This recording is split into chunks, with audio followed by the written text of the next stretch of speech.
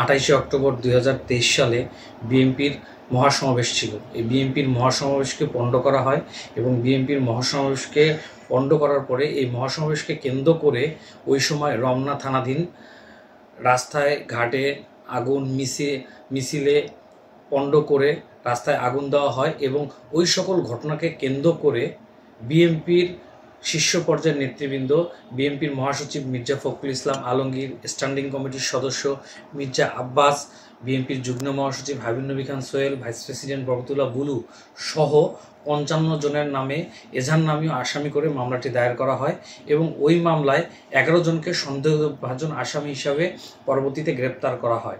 পরবর্তীতে মামলার তদন্তকারী কর্মকর্তা এই মামলাটি জনাব মামুন হোসেন এই মামলাটি তদন্ত করেন এবং তদন্ত করার পরে তিনি ঘটনার সত্যতা না পেয়ে এই সকল আসামিদেরকে টোটাল 66 জন আসামিকে অব্যাহতি দেওয়ার জন্য বিজ্ঞ আদালতের নিকট আবেদন করেন এবং বিজ্ঞ আদালত তদন্তকারী কর্মকর্তার আবেদন গ্রহণ করেন এবং তিনি সন্তুষ্ট হয়ে সকল আসামিকে উপরোক্ত মামলার দায় হতে অব্যাহতি প্রদান করেন।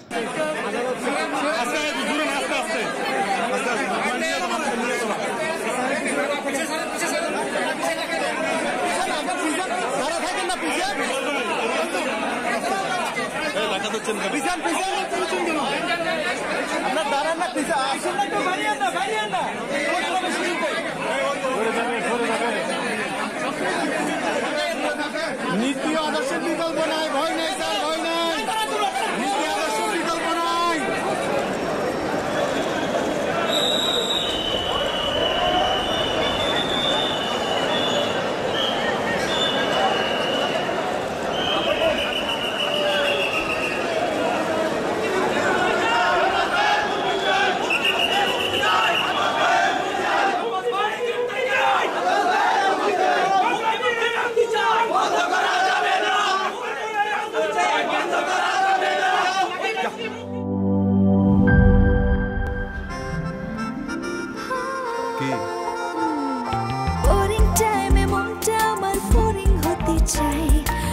চাটনির দারুণ স্বাদে কোথায় যে হারায় টক ঝাল মিষ্টি স্বাদে মনটা মেতে ওঠে প্রাণ চাটনির দারুণ স্বাদে কোথায় যে হারায় প্রাণ চাটনির দারুণ স্বাদে।